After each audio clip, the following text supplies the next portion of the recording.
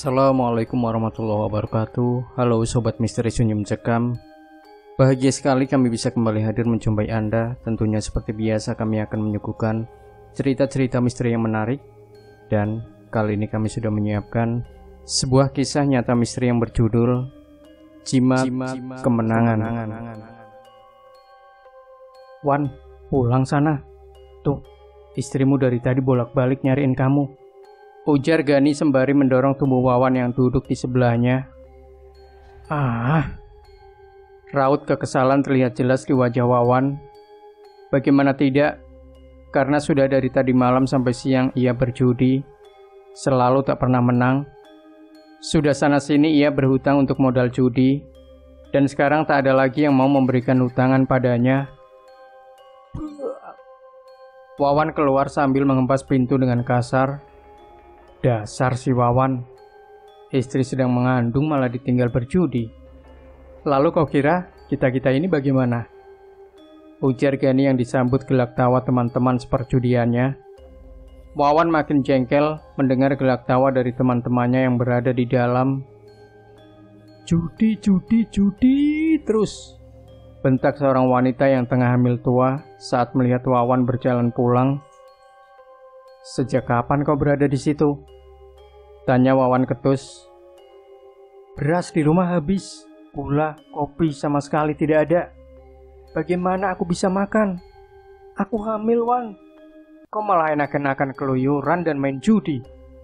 Banyak kau menang, hah? Kau kan bisa pinjam atau minta beras pada orang tuamu. Tidak mungkin mereka tidak mau memberi beberapa mo untuk kau. Apalagi mereka baru saja panen. Dan satu lagi, dari raut wajahku saja, kau pasti sudah tahu kalau aku kalah. Jadi tak usah kau tanya-tanya lagi. Lagi pula kalau misalkan aku menang judi, uangnya tak akan kubuang. Pasti kuberikan semuanya untukmu. Ujar Wawan dengan langkah yang semakin laju. Dasar laki tidak berguna. Menyesal aku kawin dengan laki-laki macam kau, Wawan. Teriak Suhaila. Mendengar teriakan itu, Wawan berbalik.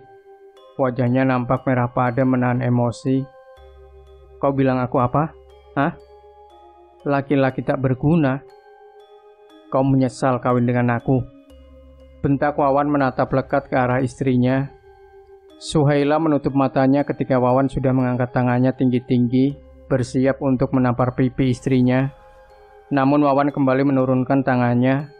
Ketika ia melihat perut Suhaila yang sudah kian membuncit itu, ia tak tega. Wawan berbalik dan meninggalkan Suhaila yang masih berdiri di situ. Cerita kembali ke sebelum Suhaila menikah dengan Wawan. Suhaila merupakan kembang desa yang sangat cantik. Dulu banyak para lelaki yang datang dari berbagai daerah untuk meminang Suhaila. Salah satunya adalah anak juragan karet yang orang tuanya sangat disegani di desanya. Namun, entah mengapa tak ada satupun yang Suhaila terima dari para peminang yang datang tersebut. Dan yang sangat mengagetkan ialah Suhaila malah menerima pinangan dari Syazwan Hilmi. Yang saat itu semua orang di desa tahu kalau pemuda tersebut adalah pecandu judi. Kesehariannya hanyalah bermain judi dan judi. Pilihan Suhaila itu membuat orang tuanya marah. Dan pernikahan mereka tak pernah direstui oleh orang tua Suhaila. Setelah menikah dengan Wawan, Suhaila pergi dari rumahnya dan tinggal di rumah Wawan bersama ayah dan ibu dari suaminya. Namun baru beberapa bulan menikah, rumah tangga keduanya mulai diguncang berbagai macam ujian. Mulai dari panen milik orang tua Wawan yang gagal, ibunya yang sakit-sakitan, dan Wawan yang diberhentikan dari pekerjaannya sebagai kuli bangunan. Bahkan mereka berempat pernah tak makan dan tidur dengan perut yang kosong. Tak sampai di situ, suatu hari ayahnya Wawan dipatuk ular kobra saat sedang berada di sawah dan membuat beliau kehilangan nyawa setelahnya. Tidak lama selepas meninggalnya ayah Wawan, ibunya Wawan pun menyusul. Bagai tersambar petir di siang hari, Wawan hancur, sedih, sakit.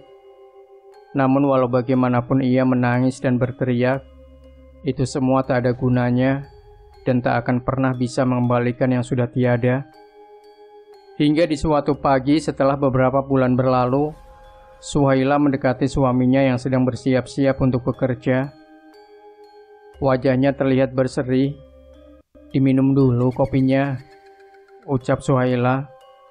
Wawan mengangguk sambil tersenyum. Pelan-pelan ia mengangkat gelas kopi yang masih panas tersebut, mendekati bibirnya, lalu menyeruput dengan perlahan. Senyum di bibir Suhaila masih terlihat. Dalam hatinya Wawan sangat bersyukur bisa menikahi gadis pujaannya itu. Karena sebab Suhaila lah dia bertekad untuk berhenti dan melupakan judi. "Sayang, kenapa senyum terus dari tadi?" tanya Wawan. Aku hamil," ucap Suhaila hati-hati. Mata Wawan terbelalak, senyumnya mengembang sangat lebar. Hatinya benar-benar bahagia sekali saat itu. "Berarti aku sebentar lagi akan jadi abah." "Bukan sebentar lagi, tapi sudah menjadi abah," ralat Suhaila. Wawan membungkuk, ia mengelurkan tangannya mengusap perut istrinya yang masih terlihat rata. "Abah berjanji akan lebih giat lagi bekerja untukmu dan Uma," ucap Wawan sembari mencium perut istrinya. Suhaila tersenyum.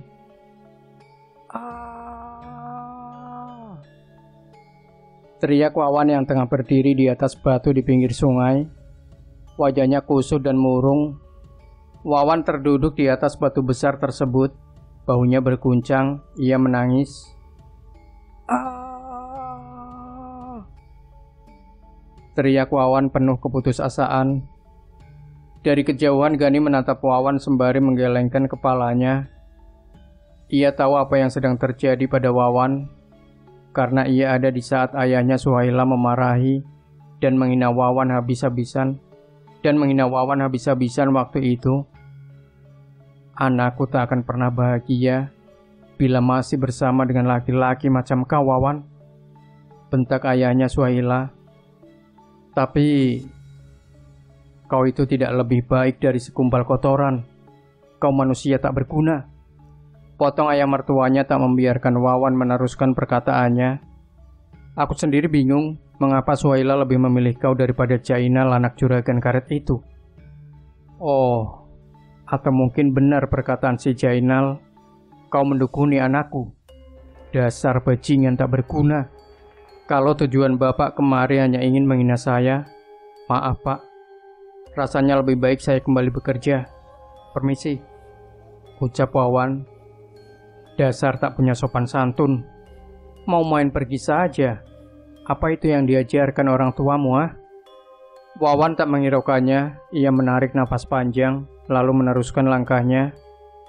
"Aku belum selesai berbicara denganmu." Langkah Wawan terhenti. Ia berbalik dan menatap lekat ke wajah ayah mertuanya tersebut. "Bicara! Asal kau tahu, aku tidak pernah merestui kau jadi suami anakku. Demi kebahagiaan dia, lebih baik kau ceraikan anakku." "Saya tahu bapak tidak pernah merestui kami, tapi maaf pak, saya dan Suhaila sudah bahagia dengan kehidupan kami saat ini." "Sampai kapan, hah? Sampai kapan kau menyiksa anakku dalam penderitaan berumah tangga denganmu? Dari dia lahir sampai dewasa, aku tak pernah sekalipun membuat anakku menderita. Tapi semenjak dia menikah denganmu, dia terlihat sangat menderita. Tubuhnya kurus dan tak terawat. Apakah itu yang kau sebut bahagia? Aku tak apa-apa kalau kau ingin menjadi seperti ayahmu yang sanggup hidup susah sampai kemati. Tapi tolong jangan bawa anakku ke dalam penderitaan seumur hidup itu. Cukup. Kau boleh hina aku, tapi jangan pernah menghina orang tuaku," bentak Wawan seraya mendorong tubuh ayah mertuanya hingga jatuh. "Wawan!" teriak Gani langsung memegangi tubuh Wawan yang akan mengajar ayahnya Suhaila. Di saat Wawan dan Gani bergelut, ayah Suhaila berlari pergi dengan wajah pucat dan tubuh yang gemetar ketakutan. "Sudah, Wan. Apa kau tak berpikir kalau sampai Suhaila tahu, dia pasti akan sangat kecewa padamu? Apa kau tuli, ha? Tua bangka itu menghina ayahku, menghina orang tuaku, Gani," ujar Wawan dengan nafas yang masih tak beraturan. "Tidak ada gunanya kau melayani ucapan orang tua itu. Yang ada kau makin sakit hati, Wan. Sekarang lebih baik kau pikirkan masa depan rumah tanggamu. Belum lagi sempat tenang, Wawan dan Gani dikagetkan dengan panggilan ketus dari bos tempatnya bekerja. Wawan? Wawan segera berdiri menyapu-nyapu punggungnya yang kotor dengan telapak tangan. Iya bos. Mulai besok kau tak usah datang lagi kemari, kau dipecat. Wawan terengah-engah. Dipecat? Salah saya apa bos? Saya bekerja dengan baik, saya juga datang tak pernah terlambat. Kenapa saya dipecat? Sudah Wawan. Aku tidak ingin berurusan dengan orang itu. Kau tahu kan, dia cukup berpengaruh di daerah sini. Mendengar kata orang itu, Wawan sadar pasti yang dimaksud bosnya adalah ayah Suhaila. Kalau Wawan berhenti, saya juga akan berhenti, ujar Gani yang berdiri tegak di samping Wawan. Wawan tertunduk lesu, ia merasa bersalah pada Gani. Apa rencanamu selanjutnya, Wan? Mungkin memang benar, Suhaila tak akan pernah bisa bahagia hidup denganmu. Dengan apa yang berlaku sekarang, sepertinya aku tidak akan bisa membahagiakan istriku. Satu-satunya tempat yang menerima aku bekerja pun sekarang sudah menolakku. Ucap Wawan bergetar, Gani terdiam. Tapi aku tak berpikir kau akan melepaskan Suhaila begitu saja. Lalu aku harus apa, Gan? Apa aku harus bersujud dan menjilat telapak kaki ayahnya Suhaila untuk meminta restu? Ya Tuhan, kasihan sekali sahabatku ini. Baru saja dia bahagia karena mendapatkan Suhaila. Sekarang datang ujian-ujian yang begitu berat dalam rumah tangga mereka. Kuatkanlah Wawan ya Tuhan, batin Gani. Gan, tolong jangan beritahu Suhaila kalau aku diberhentikan dari tempat kerjaku ya. Gani mengangguk. Kak Wawan, teriak seorang anak kecil yang tengah berlari kecil mendekati Wawan. Sebelum menoleh pada anak itu, Wawan lebih dulu mengusap air matanya. Kak Ila sakit perut. Dia ada di rumah Nini. Mendengar itu, Wawan langsung berlari tanpa memperdulikan anak itu. Ia benar-benar khawatir kalau sampai terjadi apa-apa pada istri dan anaknya. Sesampainya di dekat rumah Nini Ipah, Wawan berhenti. Masuk, lihat keadaan istrimu. Jangan sampai nanti menyesal, ujar Gani mendorong tubuh Wawan dengan keras. Yang membuat Wawan kaget. Sejak kapan kau berada di sini? Jangan banyak tanya.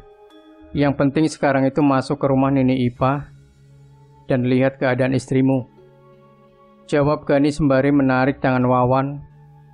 Saat Wawan masuk ke dalam rumah itu, terlihat istrinya yang sedang berbaring. Ia meringis kesakitan sambil memegangi perutnya. Suhaila kenapa nih? Apakah sudah akan melahirkan? Tapi bunganya ini belum masuk bulan ke-9, tanya Wawan kalut. Istrimu melinggang bulan. Biasanya terjadi di kisaran usia kandungan 8 bulanan. Tergantung masing-masing orang juga. Ada yang pernah mengalami dan ada yang tidak. Sakitnya sama seperti mau melahirkan. Tidak usah khawatir, nanti juga akan berhenti sendiri setelah diminumkan air jahe, jawab Nini Ipah. Wawan menghela nafas lega. Ia mendekati istrinya. Ingin sekali rasanya mengelus kepalanya dan menenangkan Suhaila. Tapi ia sudah bertekad untuk melepaskan Suhaila selepas bersalin nanti. Dan ia tidak ingin jika perhatiannya ada Suhaila akan membuat Suhaila tak mau lepas darinya. Karena demi kebahagiaan Suhaila, ia rela melakukan apapun, meski itu sangat menyakitkan bagi Wawan. Kau tak apa-apa, tak usah manja, ujar Wawan dengan ketusnya.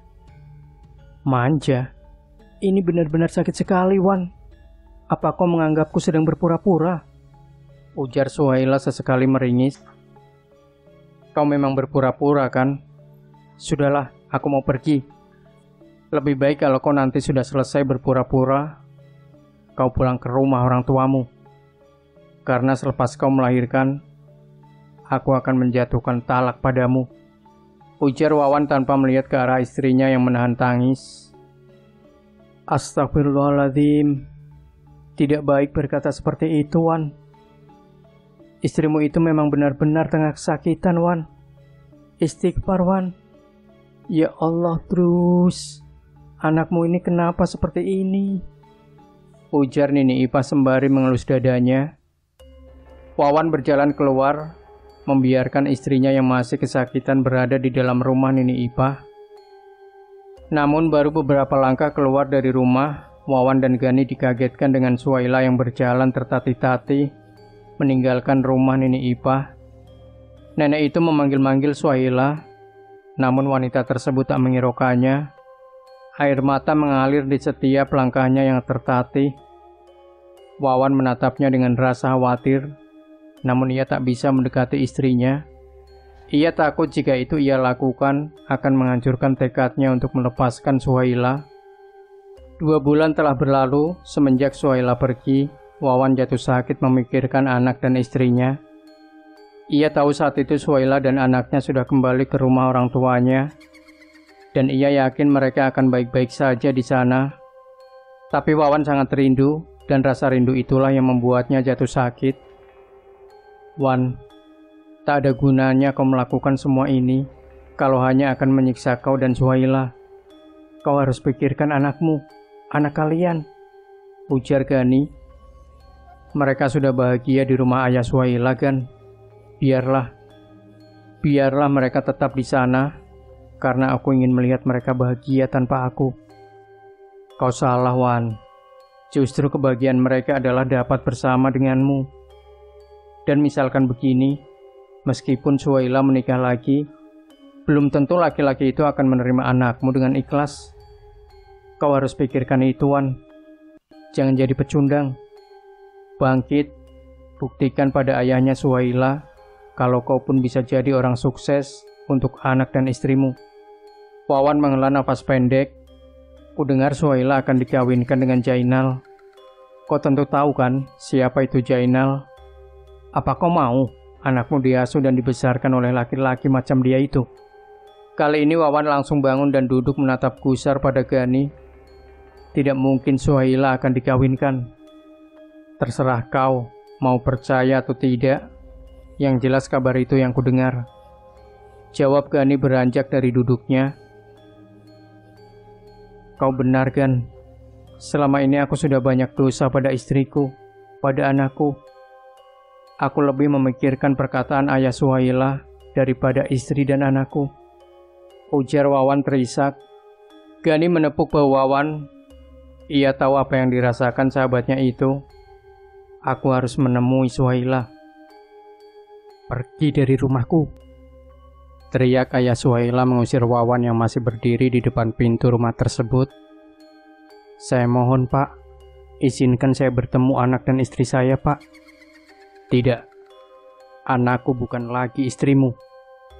Bukankah kau bilang padanya kalau kau akan menjatuhkan talak setelah ia melahirkan? Saya terpaksa, Pak, isak Wawan. Kau dengar baik-baik, Wan. Aku tidak akan mengizinkan engkau bersama anakku, kecuali kau memberikan mahar 3 hektar tanah kosong dan 2 hektar persawahan. Kalau kau sanggup, aku akan mengizinkan kau bersama anakku, ujar ayahnya Suhaila. Wawan terdiam. Di saat ini jangankan berhektar-hektar tanah, untuk membeli beras saja ia sudah tak punya uang. Baik, saya menyanggupinya. Saya rela melakukan apapun untuk bisa bersama dengan anak istri saya. Ayah Suhaila tersenyum sinis karena ia tahu betul seperti apa ekonomi Wawan saat itu. Ya, lakukanlah. Tapi jangan salahkan aku kalau nanti kau gila karena memikirkannya, ujar ayah Suhaila sembari menutup pintu dengan keras saat Wawan sudah mundur beberapa langkah. Dengan langkah yang masih sempoyongan, Wawan berjalan menuju ke rumah Ongko Munir, orang yang berpengalaman dalam hal-hal gaib. Tok tok tok. Tangan Wawan sedikit gemetar ketika mengetuk pintu kayu yang sudah dimakan rayap tersebut. Permisi. Apakah ada orang di dalam? Tok tok. Tak ada sautan dari dalam. Wawan perlahan-lahan duduk di pelataran yang papanya sudah mulai lapuk dimakan usia. Wawan menyandarkan kepalanya di pintu. Ia merasakan kepalanya yang mulai terasa pening. Hingga tanpa sadar Wawan terlelap. Dan entah sudah berapa lamakah ia tertidur. Yang pasti saat ia terbangun, sudah ada Ongkom Munir duduk di sebelahnya. Nampaknya kau menungguku cukup lama sampai tertidur. Ada apa? Dulu engkau pernah bercerita tentang mata Panguluh yang bisa dijadikan jimat untuk berjudi. Apakah itu memang benar kok? Ujar Wawan tanpa basa-basi. Ongkom Munir menarik napas panjang. Lelaki tua itu tidak serta-merta menjawab pertanyaan dari Wawan. Ia membetulkan letak duduknya, lalu mengikat rambut putihnya yang sudah mulai panjang. Kalau benar memangnya kau mau apa? Ujar Ongkom Munir balik bertanya. Jika benar, saya mau mengambil matanya untuk dijadikan jimat. Jawab Wawan mantap.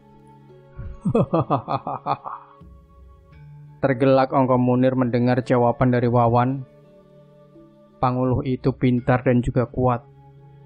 Tidak akan mudah bagi siapapun menangkapnya. Taruhannya nyawa. Saya tidak peduli.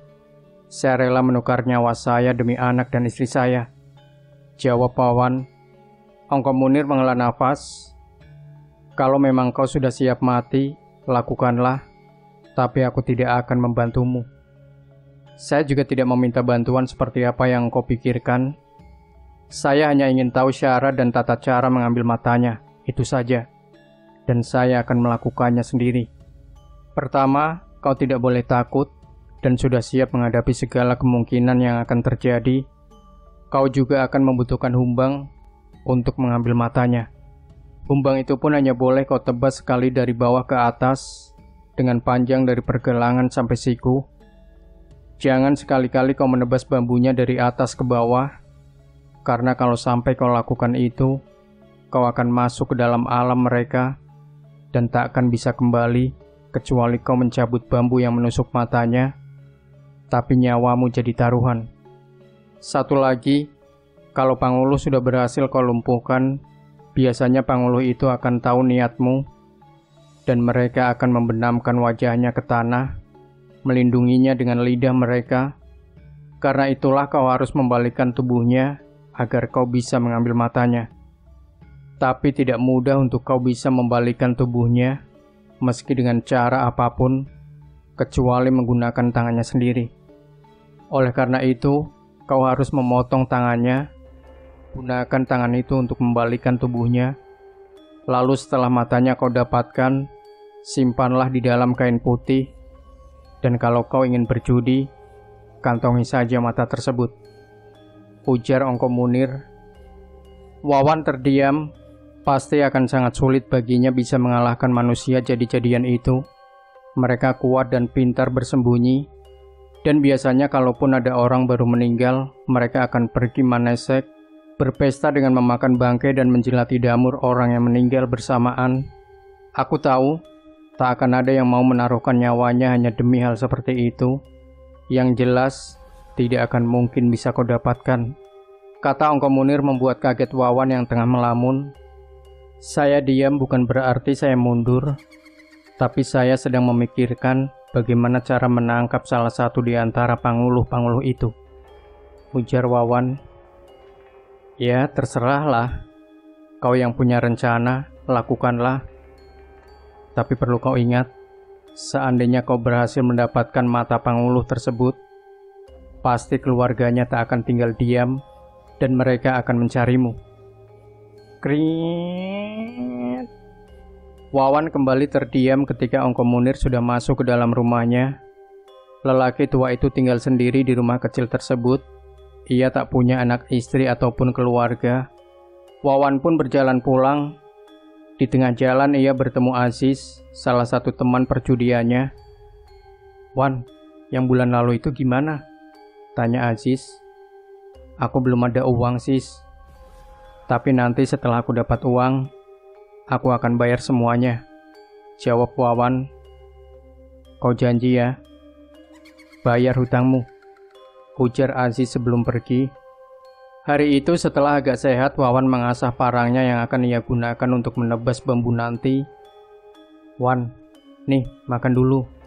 Titipan dari Siti," ujar Gani yang baru saja datang serta menyerahkan rantang yang ia bawa. "Buat apa?" tanya Gani menunjuk ke arah parang yang diasah oleh Wawan. "Adalah untuk misi rahasia," jawab Wawan. Jangan bilang kau mau membunuh ayah mertuamu, Wan." Teganya kau menuduhku seperti itu, Gan. Macam aku ini orang yang paling jahat saja di matamu. Hahaha. Gani tertawa. "Makanya aku pun tahu kau tak akan mungkin berbuat seperti itu," ujar Gani. "Makanya aku pun tahu kau tak akan mungkin berbuat seperti itu," ujar Gani.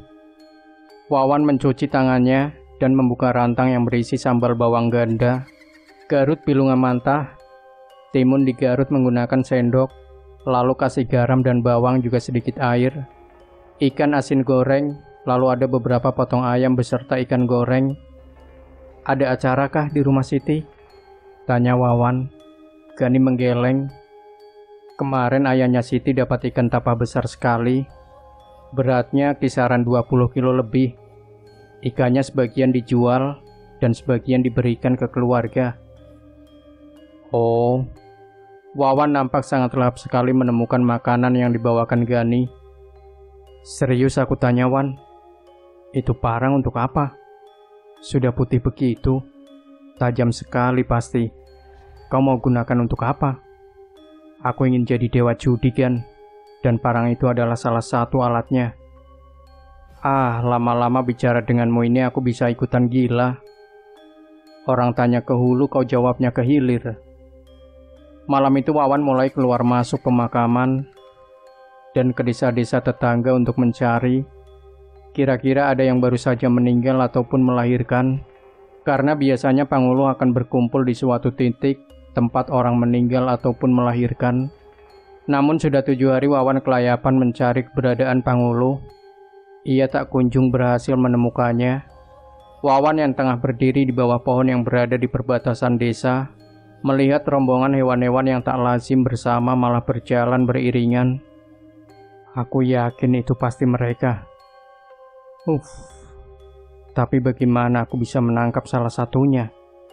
Mereka terlalu banyak, gumam Wawan, sementara tangannya memegang erat humbang hijau yang ia bawa. Hanya sesaat saja, rombongan makhluk jadi-jadian itu sudah lenyap tak terlihat. Wawan melihat ke sekelilingnya dan mendapati seekor terenggiling dengan mata berwarna merah menyala, tengah menatap ke arahnya. Suaranya terdengar aneh dan tidak terdengar seperti terenggiling. Wawan mengeluarkan parangnya dari kampung. Ia bersiap kalau-kalau terenggiling itu menyerangnya. Dan benar saja, makhluk itu tiba-tiba menyerangnya dengan cepat. Akan tetapi Wawan kewalahan karena sisik terenggiling tersebut sangat kuat dan tak bisa ditembus oleh parangnya. Beberapa bagian tubuh Wawan sudah berdarah akibat serangan membabi buta dari makhluk itu. Namun ia tetap bertahan hingga cerak. Terenggiling tersebut berhasil ditebas oleh Wawan. Pada saat ia lengah, cepat-cepat Wawan mengambil tanah dan memasukkannya ke dalam lukanya, agar luka itu tak bisa sembuh dengan cepat. Dengan cepat Wawan meraih humbangnya dan langsung menusukkannya pada mata terenggiling jadi-jadian itu. Dan benar saja perkataan Ongko Munir, lidah makhluk itu langsung melindungi bagian muka dan kepalanya. Ia juga membenamkan wajahnya ke tanah. Karena panguluh yang Wawan temui itu terenggiling, maka ia sedikit kesusahan untuk memotong tangan makhluk tersebut. Ia mencoba membalikkan tubuh panguluh itu. Namun benar seperti apa yang dikatakan oleh Ongko Munir. Tak peduli sekeras apapun ia berusaha agar terenggiling itu terlentang, ia tetap tak bisa melakukannya. "Berbalik, bangsat! Aku hanya ingin sebiji matamu!" bentak Wawan yang sudah mulai emosi, sembari memukul-mukul makhluk tersebut. Tak habis akal, Wawan menebang pohon kecil yang ada di dekatnya, lalu ia gunakan untuk mencongkel tubuh si Panguluh, karena ia membutuhkan sedikit celah agar bisa memotong tangan dari makhluk itu. Meski agak kesusahan, Wawan tak menyerah, sampai akhirnya ada sedikit celah dan ia langsung menebaskan parangnya ke arah tangan Panguluh tersebut. Wawan tersenyum lebar ketika tangan si Panguluh sudah berhasil dipotongnya. Tak menyia-nyiakan kesempatan yang ada, Wawan bergegas menelentangkan tubuh si Panguluh menggunakan tangannya sendiri. Dan benar saja, tubuh makhluk itu dengan mudah ditelentangkan. Senyum di bibir Wawan semakin melebar, apalagi saat ia melihat bambu yang masih menempel di mata si Panguluh. Wawan menghela nafas.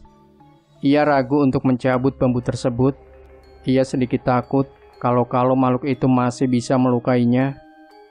Namun, saat ia terbayang kembali dengan perkataan ayah mertuanya, Wawan langsung meraih bambu yang menancap tepat di mata si makhluk jadi-jadian.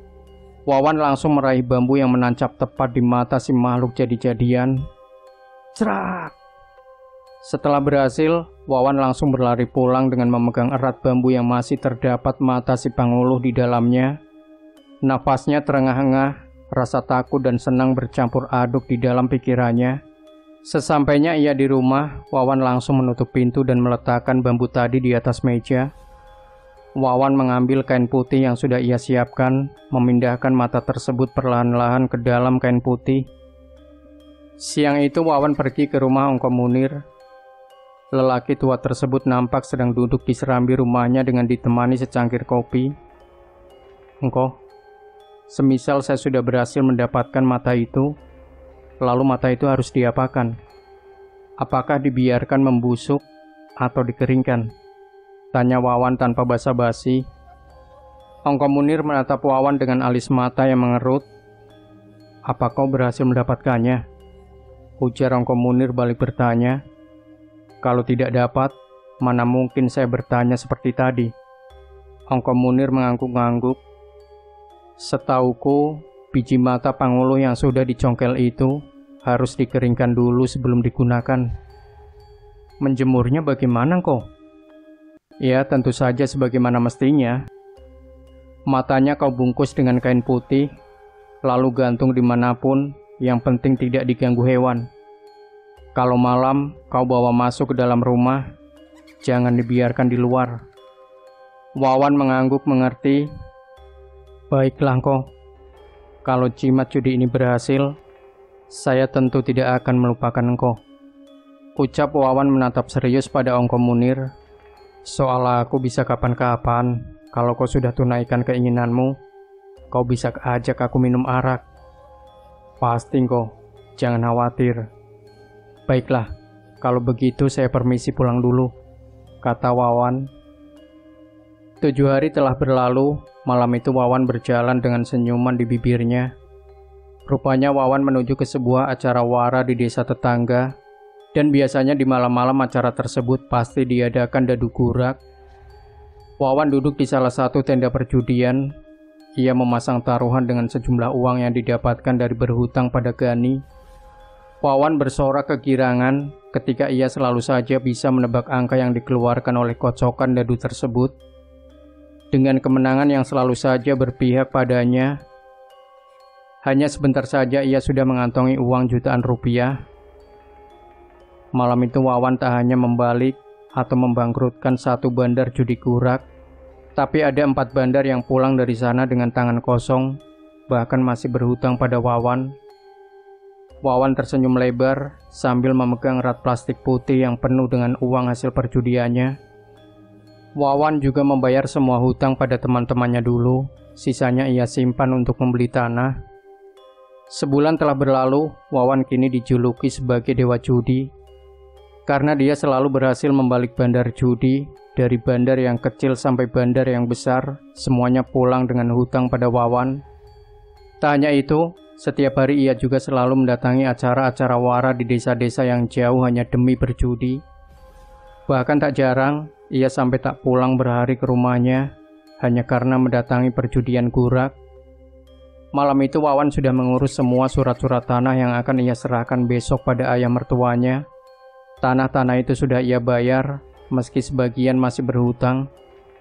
Disaksikan oleh RT, Ongko Munir dan Gani, Wawan menyerahkan surat-surat tanah Wawan menyerahkan surat-surat tanah yang dibawanya pada ayah Suhaila. Lelaki tersebut nampak tak percaya dengan apa yang ada di depan matanya. "Bagaimana? Apakah dengan ini saya bisa membawa anak dan istri saya pulang?" tanya Wawan. "Sebentar, seseorang coba bangunkan aku. Aku pasti sedang bermimpi melihat laki-laki melarat ini memberikan surat tanah padaku," ujar ayah Suhaila. Plak! Gani menampar lengan ayah mertua dari sahabatnya tersebut dengan keras. "Apakah bapak sudah bangun?" tanya Gani dengan nada sedikit meledek. Ayah Suhaila tak bisa berkata apa-apa. Ia benar-benar tak menyangka jika laki-laki yang selama ini dia remehkan malah berhasil memenuhi tantangan mustahil yang ia berikan. "Ini pasti palsu. Kau jangan coba-coba menipuku." Wawan tersenyum sinis selalu berkata, "Anda adalah orang yang terpelajar dan disegani. Tentunya orang seperti Anda ini bisa membedakan mana surat yang palsu dan asli. Periksalah lebih detail." "Itu asli, Pak. Saya sendiri ada menyaksikannya sewaktu serah terima surat tanah tersebut," ujar Pak RT menimpali. Ayah Suhaila terdiam 1000 bahasa dengan mata yang masih lekat menatap surat-surat tanah itu. "Seperti janji yang sudah kita sepakati, bagaimana Pak? Apakah saya sudah boleh membawa anak dan istri saya untuk pulang ke rumah?" Ayah Suhaila tak serta-merta menjawab. Ia langsung berdiri dan membawa masuk surat-surat tanah yang diberikan oleh Wawan. Gani hendak mencegah, namun dihalangi oleh Wawan. Tak berapa lama Suhaila keluar sambil menggendong anaknya. Wawan menatap dua orang yang dia cintai. Tak sadar air matanya menetes di pipi. Suhaila berjalan mendekati Wawan. "Ayo, kalau mau mengajak kami pulang," kata Suhaila. Wawan meraih anaknya yang masih berada di gendongan Suhaila. Ia sangat rindu dengan anak mereka. Wawan menciumi anaknya dengan penuh kerinduan dan air mata bahagia. "Saya duluan ya Pak, kan?" ujar Wawan pada Pak RT dan Gani. Gani menepuk pelan dengan Wawan sembari mengangguk. Di perjalanan Suhaila masih tak berbicara sepatah kata pun pada Wawan. Sementara Wawan juga nampak sungkan mengajak bicara istrinya. "Kudengar kau sudah sukses jadi penjudi sekarang ya? Padahal kau sudah punya janji padaku sebelum kita menikah dulu," ucap Suhaila tiba-tiba. "Iya, aku ingat. Masih ingat tentu saja. Tapi mau bagaimana lagi? Keadaan memaksaku. Ayahmu..." "Iya, aku tahu. Tapi semua ini juga karena kau yang dulu menyuruhku pulang ke rumah orang tuaku. Kalau menurutkan kata hatiku, aku sudah tak ingin. Aku sudah tak ingin ada kaitan hubungan. Tapi aku juga tak ingin keegoisanku memisahkan antara kau dan anakmu." Wawan menghela nafas panjang. Sesal yang ia rasa membuatnya terasa sedikit sesak bernafas. "Berarti aku sudah tidak ada di hatimu?"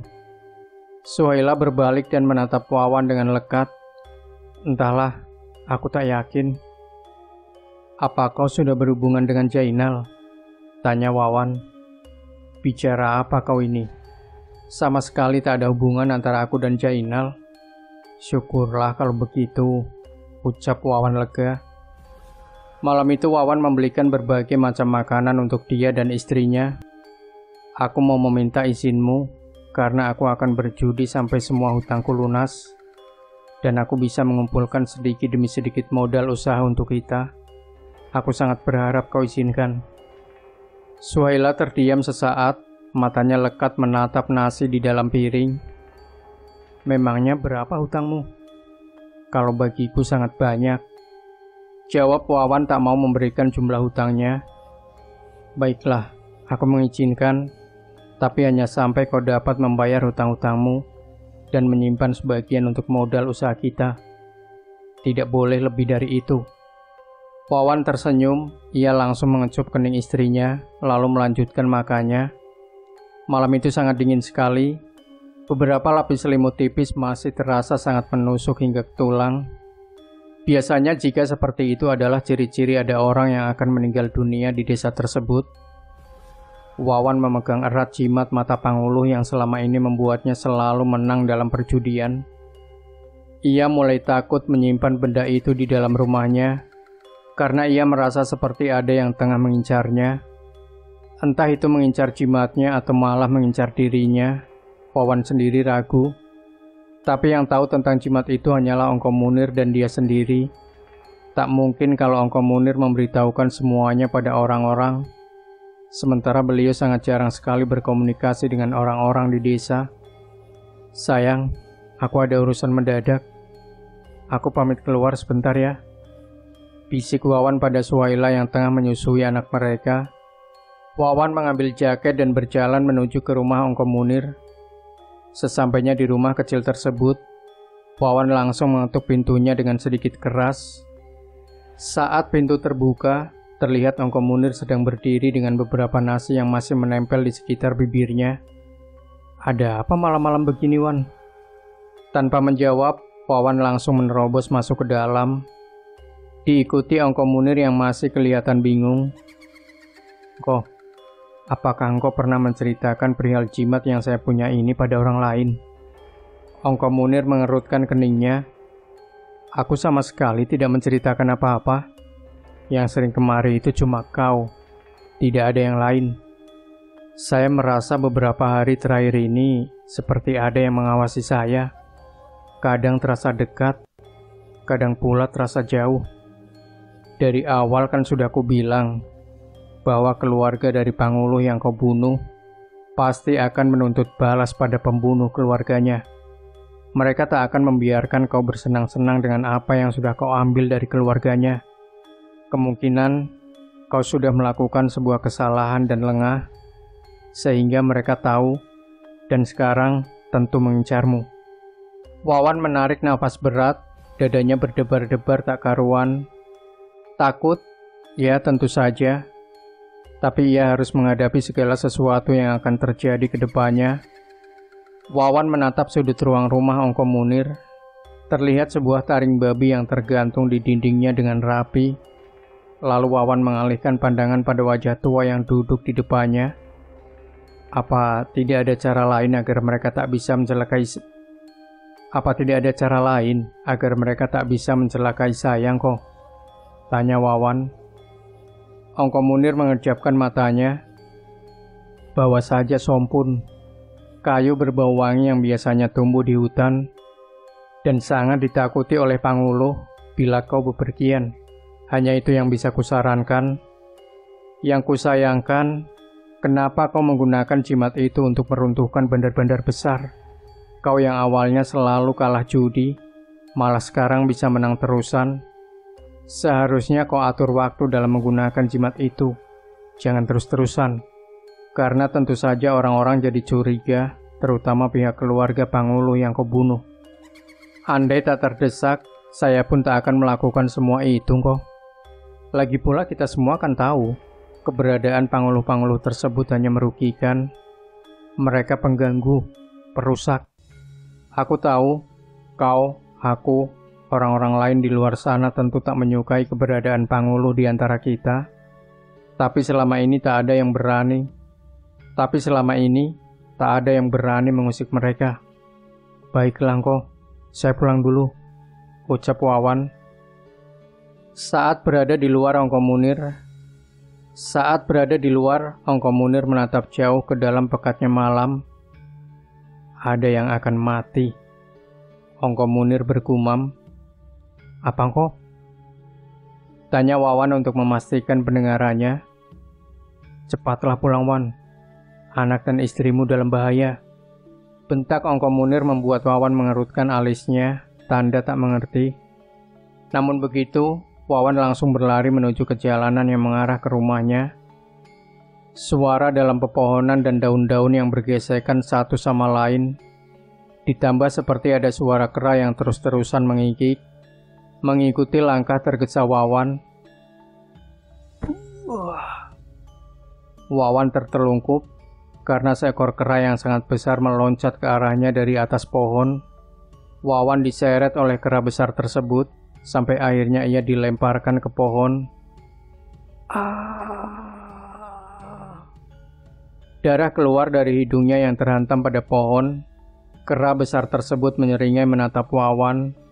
Wawan tahu makhluk itu bukanlah kera asli, melainkan adalah Panguluh. Wawan hanya bisa meringis, pikirannya seakan buntu. Ia tak tahu bagaimana akan mempertahankan diri dari amukan kera jadi-jadian itu, karena ia sama sekali tak mempunyai senjata. Dan di saat kera besar tadi hendak menyerangnya lagi, dari arah jalan rumah Engkom Munir, terlihat seseorang berjalan sembari membawa obor di tangannya. Saat orang itu semakin mendekat, tercium aroma sompun bakar yang sangat kuat. Kera besar tersebut berlari menyusuri jalanan tanpa meninggalkan jejak apapun. Engkom Munir menancapkan obornya di tanah, lalu ia membantu Wawan untuk berdiri. "Kau tak apa-apa, Wan?" tanya Engkom Munir. "Andai engkau tidak datang, kemungkinan sekarang saya sudah menjadi mayat." Engkom Munir menghela nafas. "Bawa sompun ini, dan cepatlah pulang. Aku sudah punya firasat yang tak enak sejak tadi." Wawan mengambil sompun yang diberikan Engkom Munir, lalu tanpa menoleh ia berjalan tertatih-tatih menuju ke rumahnya. Dan ternyata benar saja apa yang dikatakan Engkom Munir. Di luar rumahnya banyak sekali binatang-binatang aneh yang berkeliaran, mulai dari bebek, ayam, babi hutan, sapi, dan beberapa lagi yang lain. Kenapa disebut binatang aneh? Karena pada umumnya hewan seperti bebek, ayam, sapi, dan lain-lain tidak pernah berkeliaran di malam hari. Dan kalau babi hutan, itu sangat aneh jika berada di depan rumah orang. Karena dari namanya saja kita sudah tahu hewan itu tinggal di mana. Binatang jadi-jadian tersebut seketika berlarian ketika Wawan mengacungkan kayu sompunnya ke arah mereka. Setelah itu, Wawan langsung masuk ke dalam rumah. Ia mendapati istri dan anaknya masih tertidur lelap. Wawan menghela nafas lega melihat dua orang yang disayanginya baik-baik saja. Keesokan harinya, Gani datang ke rumah Wawan dengan langkah tergopoh. "Kenapa wajahmu, Wan?" "Diserang Panguluh," jawab Wawan singkat. Gani mengerutkan keningnya. "Kok bisa?" Tak usah pikirkan masalahku. Kau sendiri, ada apa kemari?" "Engkom Munir meninggal. Bagian dadanya seperti dicabik-cabik oleh sesuatu," ujar Gani. Raut wajah Wawan seketika berubah. Ia benar-benar tak menyangka. "Jangan bercanda kau, Gan. Soalnya tadi malam aku ke rumah Engkom Munir, dan saat aku pulang dia baik-baik saja," ujar Wawan berbohong. Mayatnya ditemukan puluhan meter dari rumahnya oleh Mang Juman, orang yang sering lewat sana untuk menyadap karet. Wawan menelan liurnya yang terasa keluh, tenggorokannya juga terasa sangat kering dan sakit. "Wan, kau tak apa-apa?" tanya Gani seraya menepuk tangan Wawan yang masih terpaku. "Wan," panggil Gani sekali lagi. Iya, kenapa?" ujar Wawan balik bertanya. "Kau melamun. Ada apa memangnya, Wan? Ada masalah apa? Coba ceritakan. Siapa tahu aku bisa bantu." Wawan menatap sahabatnya itu, tapi ia masih enggan untuk menceritakan yang sebenarnya. Ia takut kalau Gani akan bernasib sama dengan Engkom Munir. "Tak ada apa-apa, Gan. Aku hanya tak menyangka jika Engkom Munir sudah meninggal. Rasanya aku masih tak percaya. Karena tadi malam beliau..." Wawan tertegun. "Firasat itu," gumamnya. "Apa?" "Gan." "Iya." Panguluh bisa tahu kan kapan ada orang yang akan meninggal?"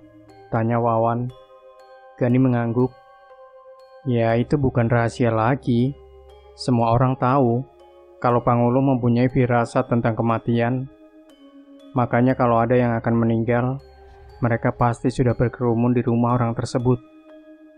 "Berarti..." gumam Wawan. Dari tadi kau bicaranya terputus-putus. Coba bicara yang jelas," ujar Gani.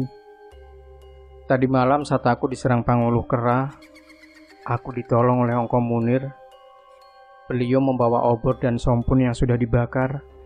Lalu setelah Panguluh Kera itu pergi, beliau menyuruhku pulang, dan beliau berkata tentang firasatnya yang tidak enak. Ayah, sebelum aku pulang dari rumahnya, beliau juga berkata kalau akan ada yang mati. Tapi saat ku berjelas lagi, beliau malah membentakku kan. Aku mulai berpikiran kalau Ongko Munir itu adalah salah satu di antara mereka. Bisa jadi, mungkin karena sebab itulah orang-orang desa mengucilkan beliau. Tapi kalau Panguluh kan takut dengan sompun. Nah, kenapa Ongko Munir malah memegangnya? Astaga, jadi kau belum tahu? Ujar Gani balik bertanya. Apa? Pada umumnya Panguluh bisa menyentuh sompun dan mencium aromanya. Hanya saja kalau itu mereka lakukan, mereka akan melemah. Kepala mereka akan sangat-sangat pusing, sakit, dan menjadikan mereka tak bisa mencium aroma danurnya orang mati. Tapi efek itu hanya bersifat sementara. Kenapa kau tahu banyak tentang makhluk itu? Apa jangan-jangan kau juga salah satunya? Jujur ya, aku terjangkit oleh seseorang. Tapi jangan khawatir, sekarang aku udah sembuh, ujar Gani. Kau serius? Aku jadi tak nyaman dekat-dekat denganmu, ujar Wawan sembari bergeser. Gani merengut, tangannya langsung saja memukul lengan Wawan sampai sahabatnya itu menjerit. Kau tak kesana? Tanya Gani. Kemana? Ke rumahnya Ongko Munir. Kudengar beliau akan dikuburkan selepas 3 hari setelah orang-orang melakukan ritual terakhir. Wawan mengangguk. Ia lalu masuk ke dalam rumahnya mengambil uang untuk membantu acara pemakaman Ongko Munir. 7 hari telah berlalu, saat ini Wawan benar-benar tak berani untuk keluar di malam hari. Ia takut dan was-was setiap kali keluar rumah. Apalagi jika bertemu dengan hewan-hewan yang sering diserupai oleh Panguluh. Uang hasil judinya pun sudah mulai menipis. Karena Wawan tak lagi bermain judi. Aku tak bisa jika begini terus. Kalau rasa takutku ini terus dituruti, bisa-bisa anak istriku kelaparan, batin Wawan. Wawan terus berpikir sampai tak terasa waktu subuh pun tiba. Suhaila bangun, ia mulai memasak dan menyiapkan minuman untuk suaminya. Sementara Wawan pura-pura masih tertidur. Sekitar pukul 8 pagi, Wawan menuju ke rumah Gani. Kebetulan hari itu Gani masih ada di rumahnya. Senyumnya lebar saat melihat Wawan datang. Tumben sekali, Wan. Pagi-pagi kemari, ada apa? Tanya Gani. Ada hal penting yang ingin kubicarakan denganmu. Dan masalah ini menyangkut nyawaku. Gani tertawa tak percaya dengan perkataan Wawan. Ah, kau ini pagi-pagi sudah membuat lelucon, ujarnya. Aku serius, Gan. Kata Wawan dengan mimik wajah serius, lalu mulai menceritakan dari awal tentang jimat mata Panguluh yang berhasil ia dapatkan. Jujur, dari awal aku sudah curiga kau memakai sesuatu untuk judi. Karena rasanya sangat aneh, orang sial seperti kau selalu menang judi, sampai membalikan bandar, ujar Gani. Wawan menghela nafas. Semua itu kulakukan demi anak istriku, Gan. Aku rela menukar nyawaku dengan kebahagiaan mereka. Tapi jika sekarang aku mati sebelum terlihat mereka bahagia, aku tak bisa, Gan. Gani menghela nafas berat. Ia tahu apa yang dimaksud oleh sahabatnya itu. Ya sudah, aku paham apa maksud dan tujuanmu datang kemari. Aku akan membawamu ke orang yang mengerti masalah seperti ini. Kau jangan khawatir, semuanya akan baik-baik saja. Terima kasih, Gan. Tak usah berterima kasih segala, Wan. Kita itu sudah seperti kakak beradik. Jadi jangan sungkan-sungkan kalau mau cerita permasalahanmu. Karena aku akan selalu berada di sampingmu dan siap mendengarkan keluh kesahmu. Keduanya melewati jalanan berbatu dengan menaiki sepeda. Gani juga membawa beberapa barang yang dipercaya ditakuti oleh Panguluh dan sejenisnya. Sekitar jam 1 siang mereka berdua sampai di desa yang dituju. Gani mengayuh sepedanya dengan sangat laju agar cepat sampai di rumah orang yang akan mereka temui. Nah, itu rumahnya, ujar Gani. Terlihat sebuah rumah dari kayu ulin dengan tinggi tiang sekitar 2 meteran. Bawah rumahnya bersih dan tertata rapi. Beberapa tanaman cabai dan jeruk nipis menghiasi halaman rumah itu. "Assalamualaikum," ucap Gani setelah menyandarkan sepedanya di pohon rambutan samping tangga. "Waalaikumsalam. Gani, masuk-masuk," jawab seorang perempuan parubaya yang memakai handuk kecil di kepalanya. "Ada acara rupanya, Cu?"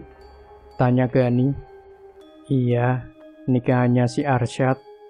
Dia akan menikah 2 hari lagi." Gani manggut-manggut. "Amangnya ada?" tanya Gani kemudian. "Tadi katanya mau pergi ke rumah Pak Solihin, minjam dandangan." "Mia, tolong buatkan kopi 2 gelas ya." Tidak berapa lama kemudian, keluarlah seorang gadis manis dengan kerudung berwarna coklat, membawa 2 gelas kopi hitam dan beberapa toples kue kering. Gadis itu meletakkannya di lantai tepat di depan keduanya duduk. Gani melirik ke arah si gadis yang rupanya sedang curi-curi pandang pada Wawan. "Diminum kopinya, Gan. Itu temanmu. Ayo, silakan diminum," ujar Ucu. "Mia, ngapain di situ?" "Tuh ke dapur, siapa tahu ada yang butuh bantuan," tegur Ucu pada Mia. Wawan merasa kurang nyaman setelah mendapat kode dari Gani tadi. "Kira-kira kapan datangnya ya, Gan?" bisik Wawan. "Paling sebentar lagi, Wan. Kita tunggu saja," balas Gani. Wawan menarik napas panjang. Ia sangat khawatir dengan anak dan istrinya di rumah. Setelah kopi yang disuguhkan tadi habis, terdengar dari arah bawah rumah suara langkah dan suara dandangan yang terkena tiang.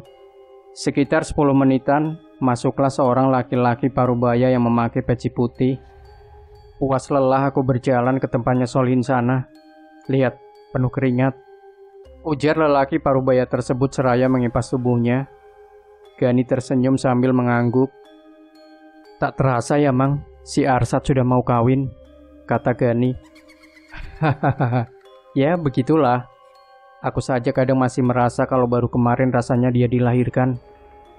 "Oh ya, kalian ini mencari aku kah?" "Iya, Mang. Ini kenalkan dulu, teman saya namanya Saswan. Biasa dipanggil Wawan.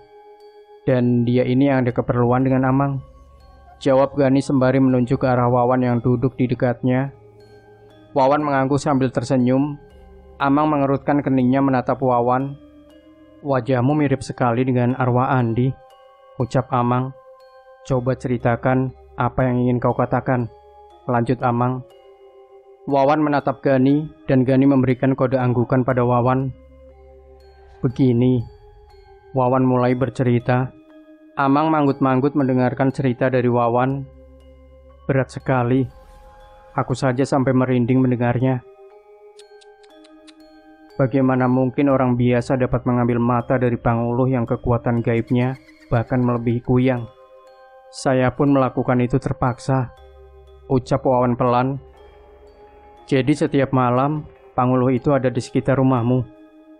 Bahaya sekali itu. Kalau sampai mereka bisa masuk, anak dan istrimu juga akan jadi korban." Mendengar itu jantung Wawan berdegup kencang. "Apakah saya harus memisahkan diri dari anak dan istri saya agar mereka tetap aman, Mang?" tanya Wawan. Amang terlihat berpikir sejenak. "Di mana mata itu kau simpan?" Wawan dengan cepat mengeluarkannya dari dalam sakunya. Amang membuka kain putih pembungkus mata tersebut dengan pelan. "Kita kembalikan saja mata ini pada keluarganya. Lalu kau akan kumandikan penghelat agar mereka tak lagi melihatmu.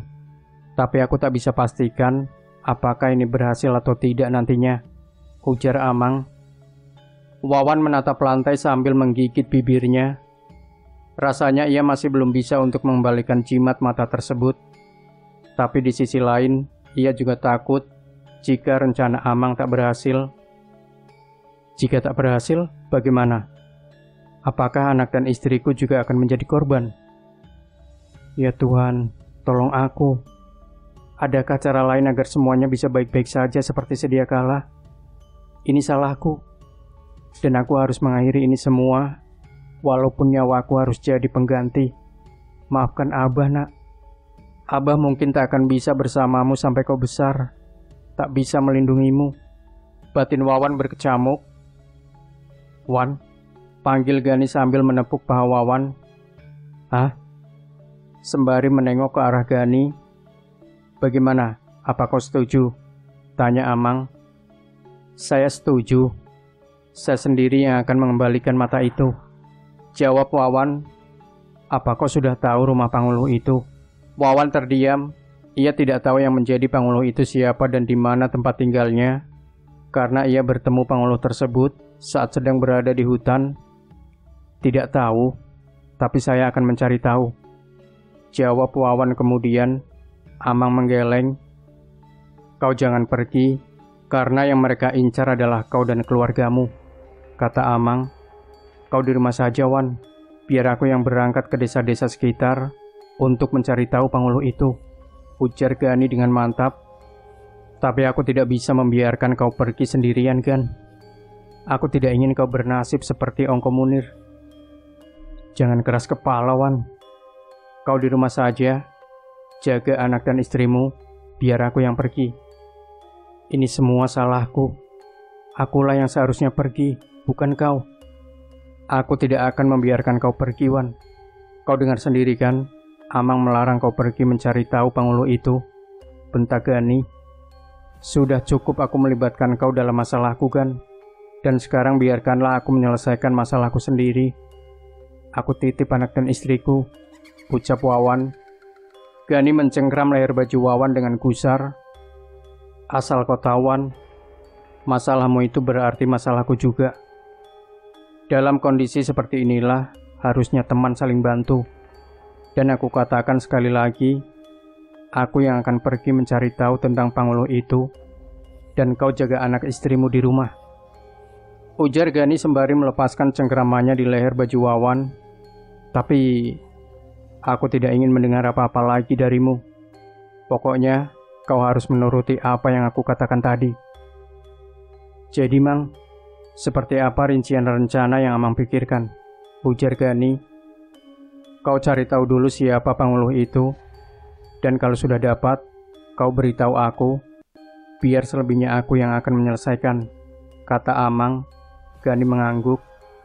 Baiklah kalau begitu, saya rasa lebih cepat lebih baik. Jadi kami berdua permisi pulang dulu, Mang, ucap Gani. Tunggu sebentar, ujar Amang sembari beranjak ke arah dapur. Dan saat ia kembali, terlihat sebuah botol air yang cukup besar di tangannya. Selepas kau sampai di rumah, siramkan air ini mengelilingi rumahmu, ujar Amang seraya memberikan botol air tersebut. Wawan mengangguk ketika tangannya meraih botol tersebut. Sesampainya di depan jalan menuju desa mereka, Gani dan Wawan pun berpisah. Kau bawa saja sepeda itu, Wan. Aku akan jalan kaki ke tempat itu. Karena menurutku, Panguluh itu pasti berasal dari desa yang ada di dekat hutan, ucap Gani. Tapi kau tak membawa senjata apa-apa, Gan? Lebih baik ke rumahku dulu. Setidaknya kau ada pegangan besi, karena kita tidak tahu apa yang akan terjadi di sana, kata Wawan. Kau tenang saja, Wan. Tidak akan terjadi apa-apa padaku. Aku juga membawa ini, yang setiap saat bisa kugunakan untuk membela diri, ujar Gani seraya memperlihatkan bulu landak sepanjang sekilan orang dewasa. Konon, bulu landak itu mempunyai racun yang bisa membunuh musuh jika ditusukkan melebihi batas warna hitamnya. Dengan berat hati Wawan melepaskan kepergian Gani, sahabat satu-satunya yang siap mati untuk dirinya. Tak akan mungkin ada lagi Wawan dapatkan teman seperti itu. Semoga Tuhan melindungimu, Gani. Maafkan aku sudah melibatkan kau ke dalam masalahku, ucap Wawan saat Gani sudah mulai berjalan ke arah hutan. Wawan pulang dengan mengayuh sepedanya. Di depan rumah terlihat istri dan anaknya yang sedang bermain dengan beberapa anak ayam. Wawan yang sedikit trauma melihat binatang-binatang tersebut langsung menjatuhkan sepedanya, lalu berlari menghampiri anak istrinya. "Hus, hus!" usir Wawan pada ayam-ayam tersebut. Suhaila mengerutkan alisnya. "Kenapa sih?" "Jangan di luar rumah, sudah hampir maghrib, cepat masuk," jawab Wawan. "Ih," gerutu Suhaila tak senang. Setelah anak dan istrinya masuk ke dalam rumah, Wawan langsung mengambil air yang tadi ia gantung di sepeda. Lalu Wawan menyiramkan air tersebut sedikit-sedikit mengelilingi rumahnya. Tiba-tiba terdengar suara teriakan dari arah pintu dapur yang tembus ke tanah. "Ular!" teriak Suhaila. Mendengar teriakan istrinya, Wawan bergegas menghampiri. Seekor ular kobra dengan mata yang berwarna merah aneh mendongak ke arah Wawan.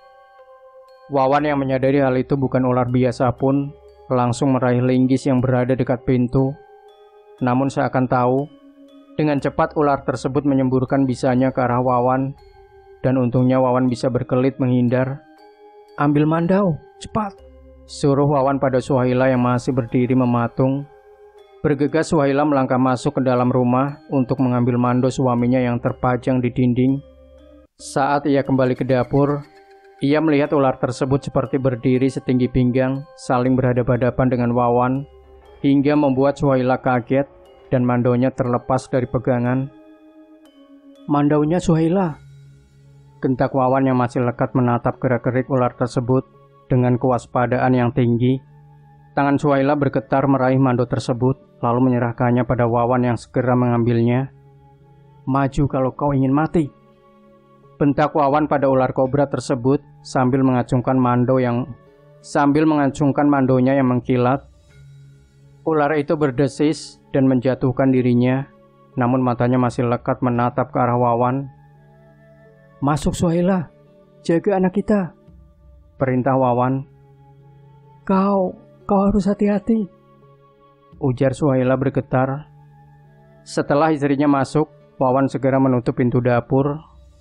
Lalu ia menggiring ular jadi-jadian tersebut ke arah belakang rumah yang banyak terdapat pepohonan. "Aku tahu kau bukan ular asli.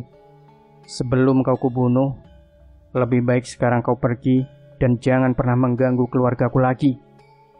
Ular itu berdesis sambil merayap mendekati Wawan. Wawan yang sedari tadi sudah siaga langsung mengayunkan mandonya ke tanah. Namun sayang, tebasan mando itu hanya terkena tanah karena si ular jadi-jadian berkelit dengan cepat. Berkali-kali Wawan berusaha menebas ular tersebut, namun gerakan si ular sangat lincah hingga sangat susah untuk mandaunya mengenai tubuh ular kobra tersebut. Malam sudah tiba, Wawan sedikit kesusahan karena tak ada penerangan di situ. Dan entah dari mana tiba-tiba datang seekor anjing hitam dengan mata berwarna merah menyerang ular kobra itu. Anjing tersebut menggonggong dan mulai melompat-lompat di sekitar ular kobra. Beberapa kali ular itu terkena gigitan dari si anjing hitam yang entah dari mana datangnya. Nafas Wawan terengah, kakinya mundur beberapa langkah saat terdengar desisan ular mendekat ke arahnya. "Siapapun kau, aku ucapkan terima kasih padamu," ujar Wawan sebelum pergi. Semakin malam udara makin dingin menusuk sampai ke tulang. Riuh gemuruh angin menerpa atap-atap rumah penduduk yang sebagian terbuat dari daun. Wawan duduk di ruang utama rumahnya, matanya lekat menatap ke arah pintu. Saat itu ia sangat risau memikirkan tentang Gani. Bagaimana keadaan Gani sekarang, dan apakah ia sudah berhasil mendapatkan informasi tentang Panguluh yang Wawan ambil matanya dulu. Entahlah, yang pasti Wawan sangat berharap Gani baik-baik saja. "Wan, ini aku Gani. Aku tidak bisa masuk ke dalam. Tolong keluar sebentar," ujar suara dari arah luar. Wawan beranjak dari duduknya. Ia sedikit ragu apakah yang berada di luar itu benar-benar Gani atau bukan. Wawan menyingkap tirai dan mengintip di celah jendela. Dan benar saja, di luar terlihat Gani sedang berdiri sambil memegangi lengannya yang sepertinya terluka. Kringit. "Astaga, Gani, kau terluka. Kau kenapa, Gan? Ayo masuk ke dalam," ajak Wawan. Tidak, aku mampir sebentar saja, Wan," Panguluh yang matanya kau ambil itu ternyata adalah orang desa sebelah. Dia sudah mati karena luka yang ada di tubuhnya tak bisa disembuhkan. Malam itu mereka pulang manasek, dan kebetulan Panguluh itu ketinggalan jauh dari rombongan lainnya. Kalau ku dengar mereka sangat dendam denganmu, cerita Gani.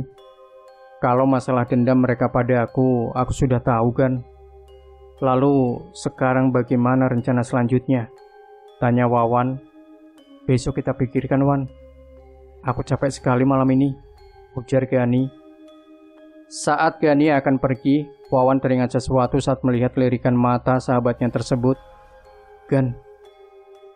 Iya, ujar Gani seraya memalingkan wajahnya ke arah Wawan. Kaukah anjing hitam yang membantuku tadi? Tanya Wawan pelan terdengar ragu. Kau bicara apa, Wan? Sudah aku pulang dulu. Wawan merebahkan tubuhnya di atas lantai, matanya menatap langit-langit. Apakah benar Gani sudah sembuh? Jangan-jangan Gani masih menjadi bagian dari panguluh-panguluh itu, batin Wawan. Sayang, kenapa kau tidur di luar? Tanya Suhaila pada Wawan. Tadi malam rasanya panas sekali, makanya aku tidur di sini biar ada udara yang berganti, jawab Wawan sekenanya. Suhaila mengerutkan keningnya. Panas? Kau mau makan apa? Biar aku saja yang masak hari ini ya, ujar Wawan. Suhaila tersenyum. Terserah kau saja, mau masak apapun pasti enak, jawab Suhaila. Wawan pun bergegas ke dapur, membuka pintu dapur dan jendela agar cahaya matahari dari luar masuk ke dalam. Saat sedang asik memasak, Wawan mendengar panggilan dari arah luar. Masuk saja, Gan, aku di dapur. Masak kau rupanya, Wan, ujar Gani terlihat lebih segar. Tak seperti biasa, pagi itu Gani sengaja duduk di atas kursi. Pagi itu Gani sengaja duduk di kursi yang tidak terlalu jauh dari pintu dapur. Kenapa kau di luar, Gan? Ayo masuk, kita makan sama-sama. Aku di sini saja, Wan, jawab Gani sambil tersenyum. Setelah menyiapkan makanan untuk istrinya, Wawan langsung keluar menemani Gani. Wah, jantung pisangnya besar sekali, tegur Gani. Mendengar itu Wawan langsung berbalik. Mana? Tidak ada pisang di sini, ujar Wawan. Itu, Wan, kelihatannya enak sekali. Sayang di pagar. Plak. Sebuah tamparan mendarat di lengan Gani. Kau ini kenapa, ha? Tanya Wawan. Gani terkesiap. Maaf, aku berhayal. Kukira kau kemasukan, ujar Wawan. Hehehe, maaf. Oh ya, kemarin itu aku belum sempat ke rumahnya Amang. Jadi rencananya hari ini aku akan berangkat ke sana. Kau mau ikut? Amang siapa? Tanya Suhaila yang baru masuk ke dapur. Amang yang di kampung sebelah itu. Kau pun kurasa tak kenal dengan beliau, jawab Wawan sedikit gugup. Suhaila meletakkan gelas minumnya, lalu menatap Wawan dengan kening yang mengerut. Jangan-jangan kau ingin melamar anak gadis dari si Amang-Amang itu? Astagfirullah, bicara apa kamu ini? Mana ada aku mau melamar anak gadis beliau, kenal pun tidak. Lagi pula, aku sudah punya istri. Aku kesana murni ada yang diurus. Sama sekali tak ada hubungannya dengan masalah kamar. Sama sekali tak ada hubungannya dengan masalah melamar anak gadis orang, kata Wawan. Gani menutup mulutnya dengan tangan kirinya, seperti menahan gelak tawa. Kau juga satu, kenapa ketawa? Ada yang lucu, ujar Suhaila menatap pada Gani. Gani langsung membetulkan letak duduknya dan memasang wajah serius. Maaf Ila, aku sedang sakit gigi, ucap Gani pelan dengan wajah menunduk. Kau mengajak suamiku ke rumah si Amang-Amang itu buat apa? Ada yang kami urus lah, sungguh. Ya walaupun memang si Amang punya anak gadis yang cantik, dan sepertinya memang tertarik dengan suamimu. Tapi, ujar Gani sengaja menggantung kalimatnya. Wajah Suhaila merengut menatap Wawan. Kau ini Gan, bicara yang bukan-bukan, Sumpah sayang, tak ada apa-apa. Itu hanya karangan Gani. Gani memang senang melihat aku ini kena marah. Gelak tawa Gani pecah. Makanya dengarkan dulu aku melanjutkan ceritaku. Tapi yang kugantung tadi, kelanjutannya adalah aku hanya mengarang cerita tentang si Wawan. Puas rasanya melihat wajahnya ketakutan. Suhaila mendengus kesal mendengar perkataan Gani, lalu masuk ke dalam. Dasar sialan Kogan, sungut Wawan setelah istrinya masuk. Wawan, sebaiknya kau tunggu saja kami di sini. Karena kalau mereka melihatmu, pasti semuanya akan jadi kacau, ujar Amang. Tapi, Wan, potong Gani sembari menggelengkan kepalanya. Baiklah, aku akan menunggu kalian di sini, ucap Wawan. Hari itu juga, Gani dan Amang pergi menaiki sepeda. Sementara Wawan hanya bisa menatap keduanya sampai lindung oleh pepohonan. Kau sudah ceritakan semuanya pada mereka? Tanya Amang pada Gani. Belum, mereka tak marah pada aku, karena aku sama seperti mereka. Aku hanya bertanya sedikit-sedikit. Kebetulan aku dan si Mati pernah satu arah sewaktu manesek, jawab Gani. Apa temanmu tahu kalau kau masih jadi bagian dari Panguluh? Belum, aku tak berani mengatakannya. Sulit, Mang. Sangat sulit bagiku untuk berhenti berhubungan dengan orang-orang yang menjadi Panguluh. Makanya aku sangat susah untuk kembali hidup dengan normal. Tak apa, jika kau masih bisa mengontrol nafsumu untuk tidak memangsa orang hidup. Rasanya sudah sangat sulit untuk mengontrolnya. Tapi meski begitu, aku masih selalu berusaha. Tadi saja aku hampir memangsa temanku sendiri. Untungnya Wawan tak curiga sedikit pun. Setelah masalah ini selesai, kau harus benar-benar disembuhkan, ujar Amang. Tiba-tiba Gani menghentikan sepedanya. Beberapa kali Gani menggeleng-gelengkan kepala dan memijit-mijitnya. Kepalaku pusing. Sepertinya ada orang yang baru meninggal. Ini panggilan Manesek, gumam Gani sembari terus memukul kepalanya. Sadar Gan, sadar, berpikir. Gani terjatuh ke tanah dengan tangan masih memegangi kepalanya. Tubuhnya gemetar, keringat mengucur deras dari tubuhnya. Dan tak berapa lama tubuh Gani terdiam tak bergerak. Melihat keadaan Gani yang sudah seperti itu, Amang berusaha untuk membuat Gani tersadar, namun sia-sia. Tahu jika Gani sudah berangkat, Amang langsung menyeret tubuh Gani ke tepi jalan setapak dan menutupinya dengan daun. Amang lalu menunggu beberapa meter dari tubuh Gani. Seekor anjing hitam bermata merah mendekati Amang. Kau jangan main-main, Gani. Jangan hendak menyerangku kalau kau tak ingin sakit, bentak Amang. Anjing hitam itu menunjukkan giginya sepintas seperti menyeringai. Lalu binatang jadi-jadian tersebut mengendus-endus tanah dan berjalan menjauhi si Amang. Kami tidak bisa memaafkannya begitu saja. Nyawa harus dibayar dengan nyawa, ujar seorang wanita tua dengan gigi yang hampir semuanya sudah menghitam akibat ketergantungan menyirih. Dia terpaksa berbuat seperti itu karena keadaan dan juga seseorang yang menceritakan tentang kegunaan dari biji mata Panguluh tersebut, kata Amang.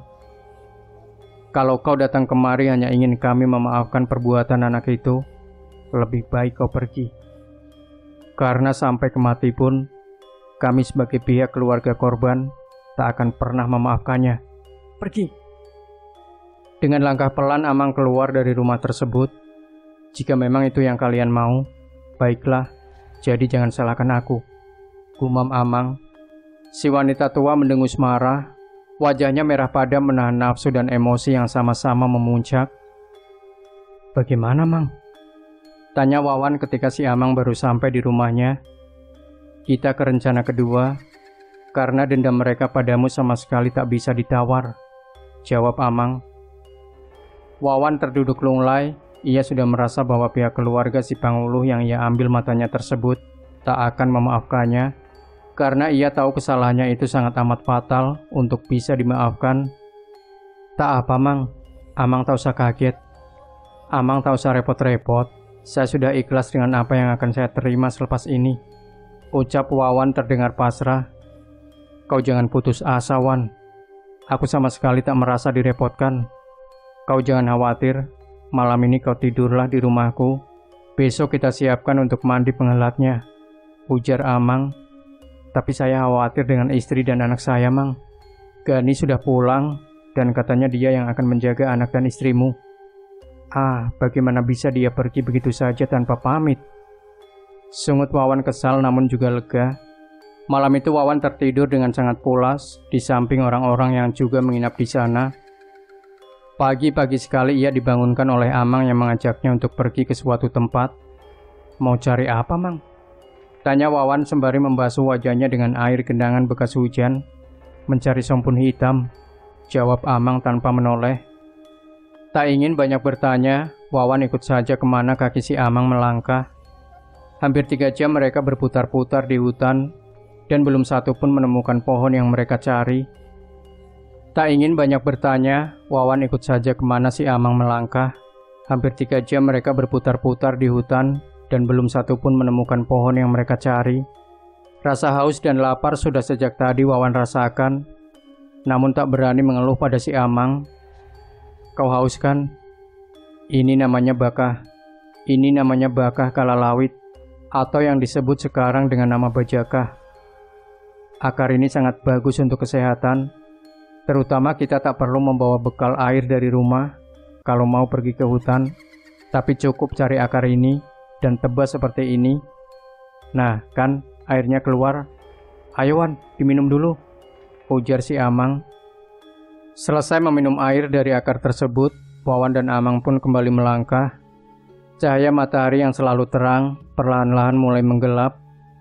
Karena pepohonan di dalam hutan itu sangat tinggi dan besar-besar, daunnya pun rimbun, sekali-sekali menutupi sinar matahari untuk masuk. Hutan sungguhan ini, Mang, gumam Wawan. Ya iya, kau kira kita ini sedang jalan-jalan di pedesaan. Iya memang pedesaan, tapi desanya para halus. Amang ini kalau berbicara, tegur Wawan. Bulu-bulu kuduknya mulai merinding saat terdengar suara air dari arah depan. Nah, itu mata air yang kucari. Akhirnya selama berjam-jam kita berjalan, kita berhasil menemukan sumber air itu. Air yang konon adalah tempat mandinya para bidadari. Bukankah cerita seperti itu hanya karangan saja? Terserah apa katamu. Yang pasti air itulah yang sering kami gunakan untuk mandi, dengan niat dan tujuan yang berbeda-beda. Dan lagi tidak sembarang orang yang bisa menemukan air tersebut, selain orang-orang yang sudah diizinkan. Langkah Wawan terhenti saat melihat sumber air di depannya. Air terjun setinggi 7 meter dengan 7 anak tangga alami yang terbuat dari batu. Airnya bersih dan bercahaya. Aku sudah 3 kali ke tempat ini, ujar Amang sembari membasuh wajahnya dengan air.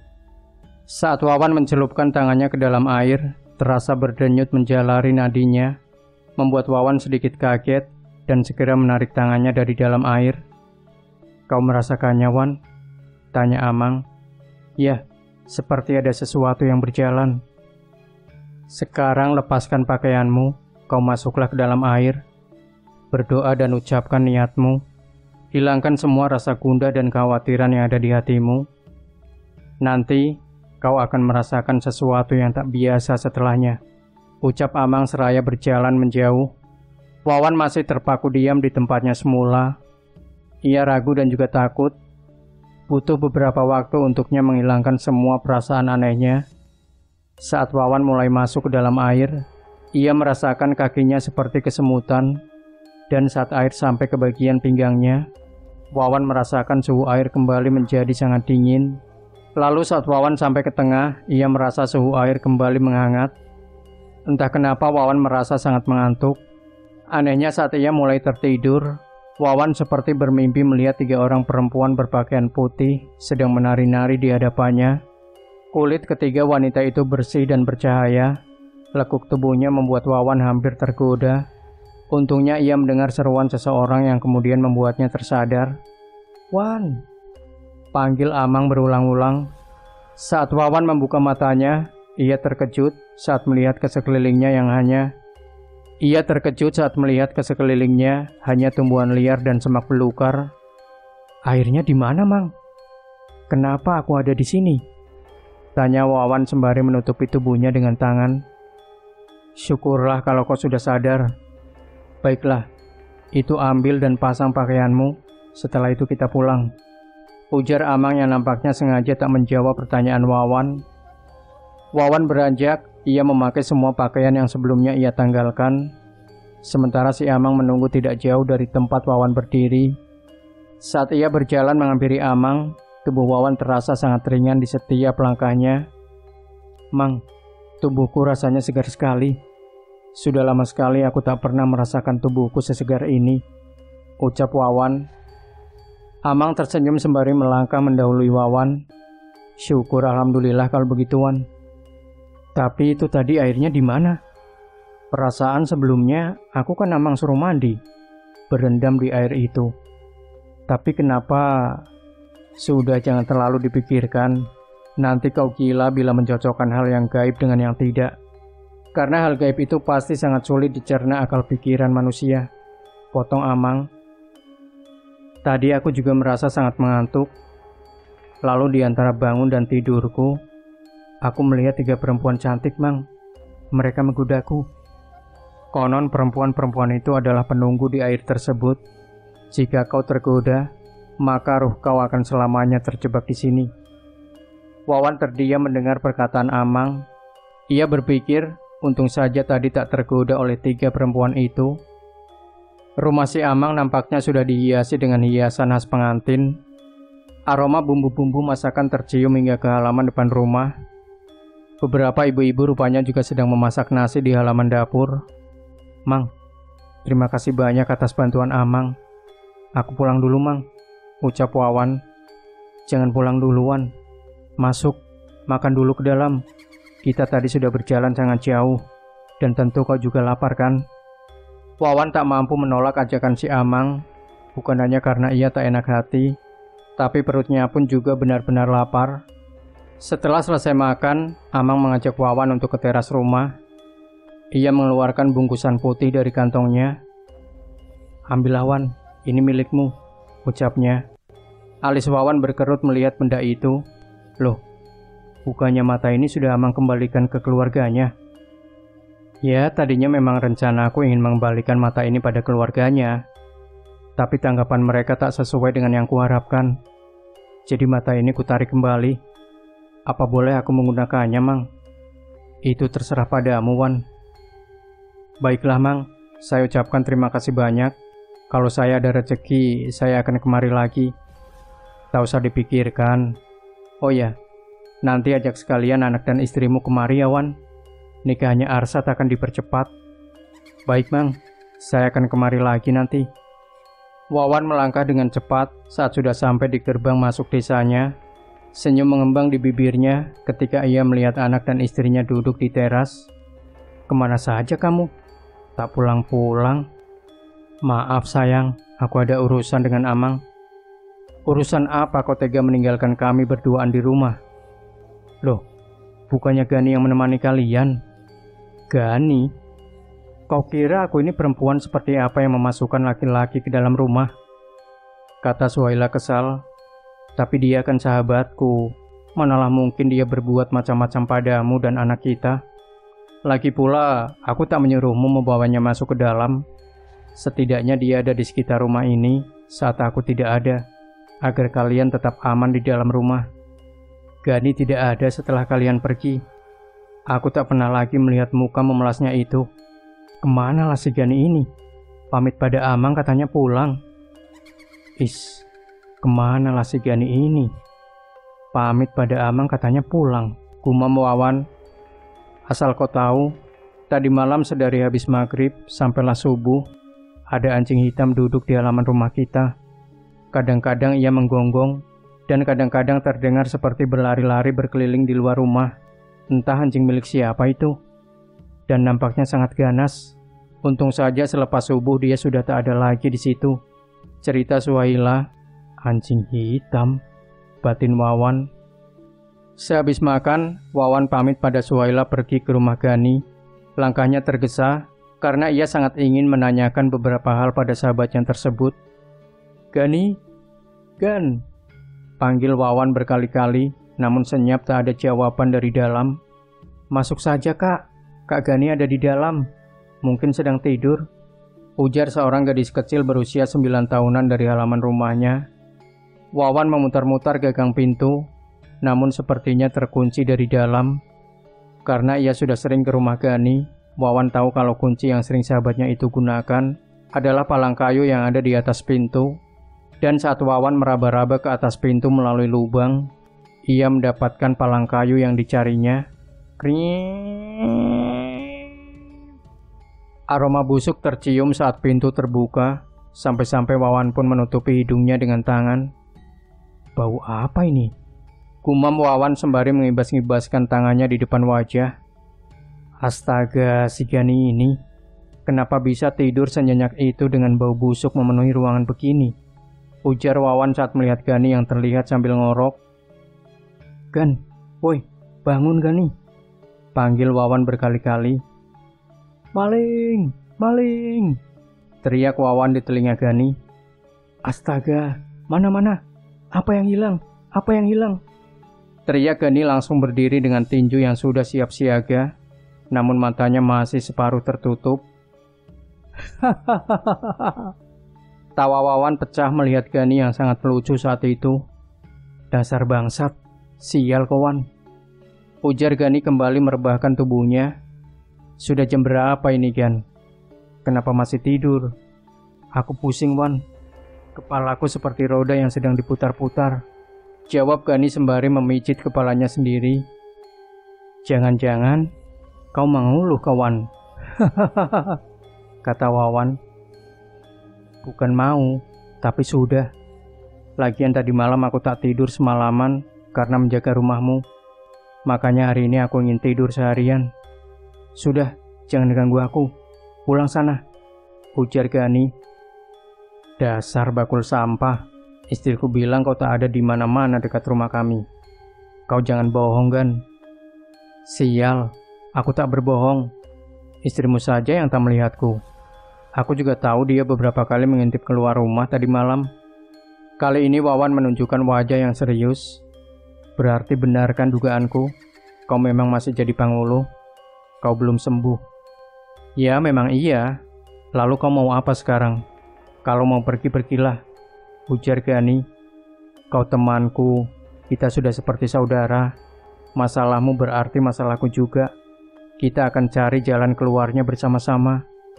Aku yakin kau masih bisa disembuhkan," ucap Wawan, seraya menyentuh lengan Gani. "Kau tak takut tertular?" tanya Gani. "Takut? Aku hanya takut kehilangan anak istriku dan juga sahabatku ini.